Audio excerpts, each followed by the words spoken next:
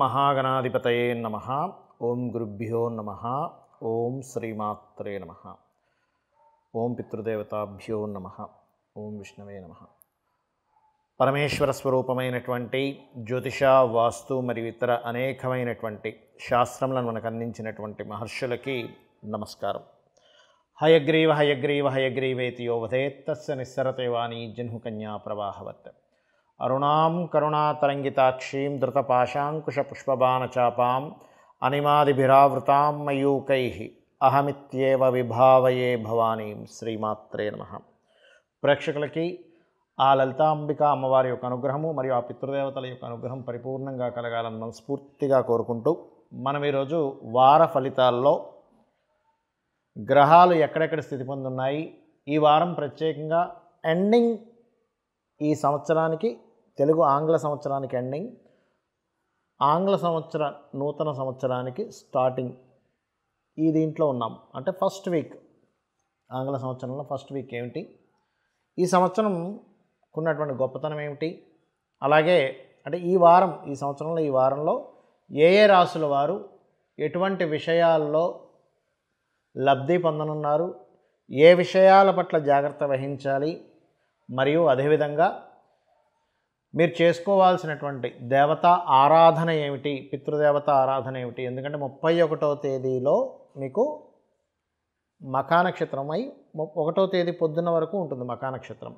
కాబట్టి ఈ మఖా నక్షత్రానికి అధిష్టాన దేవత ఎవరు, ఏం చేసుకోవాలనేటువంటి చెప్తాను. అయితే ఇక్కడ ముఖ్యంగా అందరికీ కూడా నేను చెప్పేది ఒకటే, 31వ తేదీ లేదా 1వ తేదీ పొద్దున్న కానీ మీరు మఖా నక్షత్రానికి అధిష్టాన దేవత పితృదేవతలు అవుతారు. కాబట్టి ఖచ్చితంగా మీరు మఖా నక్షత్రం నాడు, ఈ న్యూ ఇయర్ రాబోతుంది కాబట్టి ఈ న్యూ ఇయర్లో 2024 సంవత్సరంలో మీ యొక్క విష్ ప్రతిదీ కూడా ఫిల్ఫిల్ అవ్వాలి అంటే ఇప్పుడు గోచారంలో మనకి గురుచండాల యోగం అంటే గురురాశిలో రాహు సంచారం జరుగుతుంది. కాబట్టి ఖచ్చితంగా అందరూ పితృదేవతలకు చేసుకోండి, దేవతా స్వరూపంతో సహా. ఆ పితృదేవతలు మనం రక్షిస్తారు, ఇది గుర్తుపెట్టుకోండి.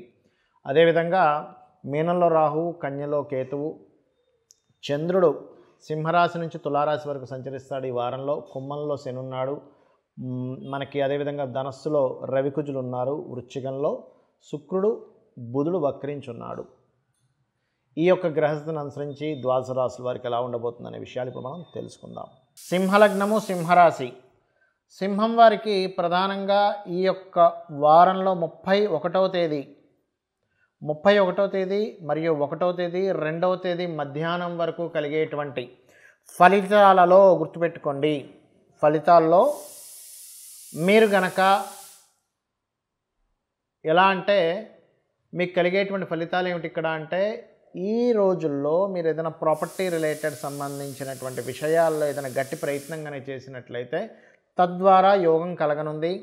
హైయర్ ఎడ్యుకేషన్ కోసం చేసే ప్రయత్నాలు సఫలీకృతం అవుతాయి. కాకపోతే ఈ సమయంలో మీరు బిజినెస్ రిలేటెడ్ సంబంధించిన విషయంలో ధనాన్ని వెచ్చించేటువంటి విషయాల్లో కొంత జాగ్రత్త వహించాలి. అలాగే 2వ తేదీ మధ్యాహ్నం నుంచి 3, 4 తేదీలు పర్టికులర్గా సింహం వారు ఈ ఇన్వెస్ట్మెంట్స్ విషయంలో ఈ తేదీల్లో కూడా కొంత జాగ్రత్తగా ఉండాలి. కాకపోతే ఇది 2వ తేదీ మధ్యాహ్నం 3, 4 తేదీల మధ్యలో మీకు ఇచ్చేటువంటి ఫలితం ఏమిటి అంటే, పర్టికులర్గా గుర్తుపెట్టుకోండి, ఈ కాంబినేషన్ మీకు పూర్వీకుల ఆస్తులకు సంబంధించిన విషయంలో కొన్ని శుభవార్తలు వినడము, రీసెర్చెస్ సక్సెస్ అవ్వడము ఈ తారీఖుల్లో చేసినప్పుడు. అదేవిధంగా మరొక విషయం ఏంటంటే, ఇక్కడ ఈ తారీఖుల్లో ప్రత్యేకంగా మీకు ఇన్సూరెన్సెస్ మూలంగా కలిసి రావడము, ఈ తారీఖులో ఏదైనా ఇన్సూరెన్సెస్ రిలేటెడ్ సంబంధించిన ఏదైనా చేస్తే కూడా బాగుంటుంది, గుర్తుపెట్టుకోండి. మరి అదేవిధంగా మీకు ఈ 5, 6 తేదీలు కనుక చూసుకున్నట్లయితే, ఈ 5, 6 తేదీలు పర్టికులర్గా మీరు కమ్యూనికేట్ చేసేటప్పుడు చాలా చాలా జాగ్రత్తగా ఉండండి. ఎవరితోనైనా కమ్యూనికేషన్ చేసేటప్పుడు పర్టికులర్గా, అందులో ముఖ్యంగా వివాహ సంబంధించినటువంటి నిర్ణయాల విషయాల్లో కమ్యూనికేట్ చేసేటప్పుడు చాలా జాగ్రత్తగా ఉండండి. ఇక మిగతా అంశాలు కనుక చూసుకున్నట్లయితే, రాస్యాధిపతి అంటే రవి పంచమంలో కుజుడితో ఉన్నాడు. ఇది కొంచెం ప్రేమ వ్యవహారాలు, అదేవిధంగా మన స్నేహితులతోని రాజకీయ సంబంధించిన విషయంలో రాజకీయ నాయకులకి ఇది కొంత ఘర్షణ వాతావరణం, కొంత వేడిగా, కొంత ఎందుకంటే ఈ కాంబినేషన్ ఏదైతే ఉందో మంచి హీట్ రిలేటెడ్ సంబంధించిన విషయాల్ని చూపిస్తుంటుంది. అలాగే మరొక విషయం ఏంటంటే ఇక్కడ ఫైనాన్షియల్ రిలేటెడ్ సంబంధించిన విషయాల్లో మీరు నిత్యము గణపతిని కనుక తలుచుకుంటూ ఎవ్రీ రూపీ మీకు వచ్చిన ప్రతి రూపాయికి సంబంధించిన విషయం గణపతి అనుగ్రహంతో, విష్ణు అనుగ్రహంతో వస్తుందనే భావంతో చేయండి. మీకు ఖచ్చితంగా బాగుంటుంది. ఏదైనా కొంత ప్రాపర్టీస్ కొనుగోలు చేసేటప్పుడు పర్టికులర్గా అక్కడ ఏదైనా గవర్నమెంట్ రిలేటెడ్ సంబంధించిన కొన్ని రూల్స్, రెగ్యులేషన్స్, ఆంక్షలు ఏమైనా ఉన్నాయేమో అని చెప్పి కొంచెం చూసుకొని కొనుక్కోండి ఏదైనా ప్రాపర్టీస్ తీసుకునేటప్పుడు. అలాగే మరొక విషయం ఏంటంటే ఇక్కడ గమనించినట్లయితే ఉద్యోగ సంబంధించినటువంటి విషయాల్లో అనుకూల వాతావరణం ఉంటుంది, అందులో ఎటువంటి సందేహం లేదు. కొద్దిగా చిన్న డిస్టర్బెన్స్ ఉన్నా, నో నీడ్ టు వరీ. కొద్దిగా సప్తమంలో శని భగవానుడు ఉన్నాడు కాబట్టి వివాహ సంబంధించినటువంటి అంశాలలో ముఖ్యంగా తొందరపాటు నిర్ణయాలు పనికిరావు. కొంత శ్రమ ఉంటుంది, కొంత ఆలస్యం అవుతూ ఉంటుంది. Because of Saturn is in 7th house. కాకపోతే ఆ శని భగవానుడు లక్కీగా శుక్రుడిని చూస్తున్నాడు కాబట్టి మీ యొక్క తల్లిగారి యొక్క తోడ్పాటుతో కానీ, మీ తల్లిగారి సిస్టర్స్ ఉంటారు ఎవరైనా, పిన్ని వరుస వాళ్ళ వల్ల ముఖ్యంగా మీకు సంబంధం కుదిరేటువంటి ఆస్కారం అధికంగా ఉంది. కాబట్టి వాళ్ళ రూట్ నుంచి వెతికించండి, ఖచ్చితంగా మీకు యోగం అనేటువంటిది పడుతుంది. ఇక మీరు చేయవలసిన దేవతారాధన ముఖ్యంగా సింహం వారు సుబ్రహ్మణ్యేశ్వర స్వామి ఆరాధన, దత్తాత్రేయుడి యొక్క ఆరాధన చేయండి, అన్ని విధాలా బాగుంటుంది. అది కూడా సూర్య భగవాను చూస్తూ సుబ్రహ్మణ్యేశ్వర అష్టకము, దత్తాత్రేయుడిది దిగంబర శ్రీ పాదవల్లభ దిగంబర అనే నామస్మరణ చేయండి. మీరే చూస్తారు ఎంత రిలీఫ్ ఉంటుంది అనేటువంటిది. నేను మీకు ఈ యొక్క వీడియోలో మొదట్లో చెప్పాను పితృదేవతలకు సంబంధించి చేసుకోండి. ఇక్కడ చాలామందికి సందేహాలు ఉంటాయి ఏం చేసుకోవాలి అని. ఎందుకంటే మనకి లలితా సహస్రనామాల్లో అమ్మవారు చాలా స్పష్టంగా వసిన్యాది వాగ్దేవతలు చెప్పడం జరిగింది. ఏమిటి? అమ్మవారు దేవతలకు శక్తినిచ్చేది అమ్మవారే, పితృదేవతల రూపంలో ఉన్నటువంటిది అమ్మవారే అనేటువంటిది.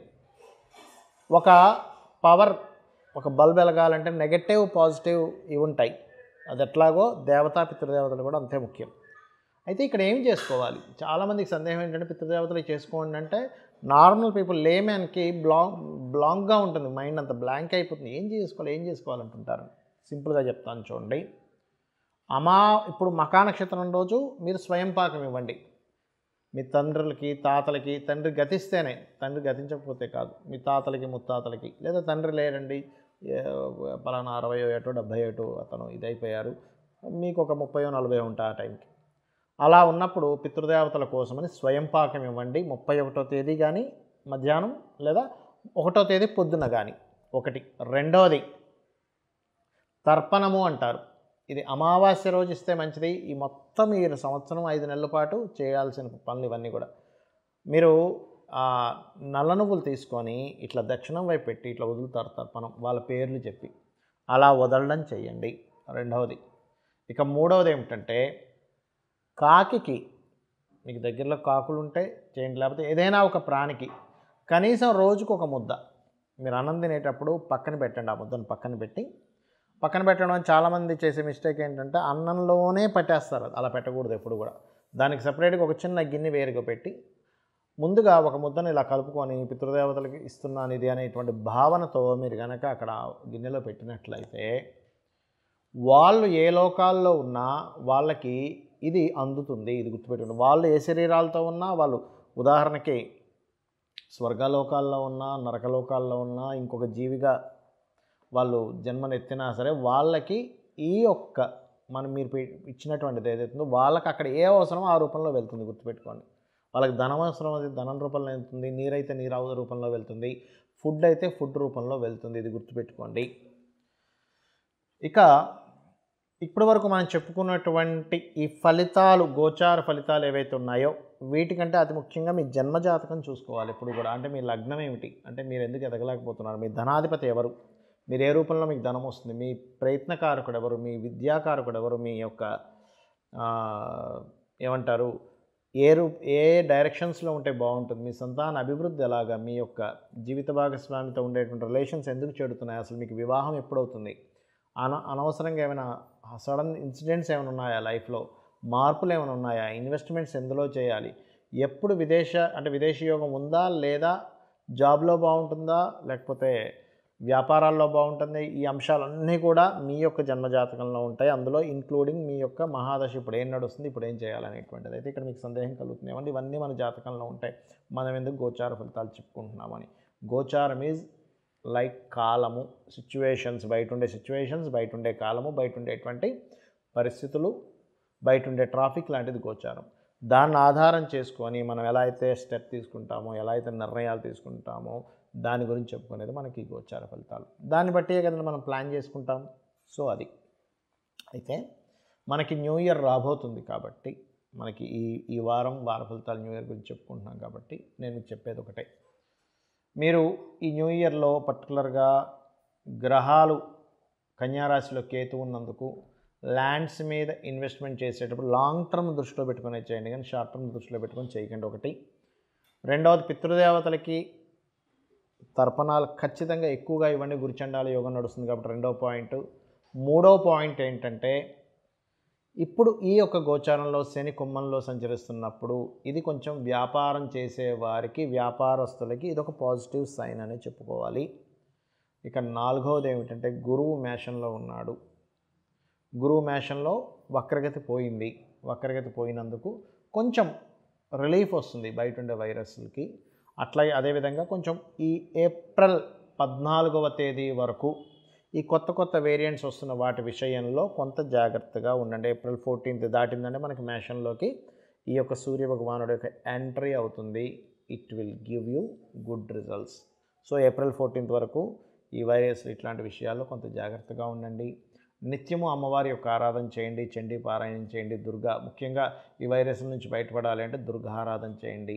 నిత్యము మీ యొక్క జీవితంలో ఆటంకాలు తగ్గాలంటే గణపతి ఆరాధన చేయండి. ఈ రకంగా చేసుకొని మీరు పరిపూర్ణమైనటువంటి విజయాన్ని పొందాలని, సక్సెస్ మీ సొంతం అవ్వాలని మనస్ఫూర్తిగా కోరుకుంటూ శ్రీమాత్రే నమః.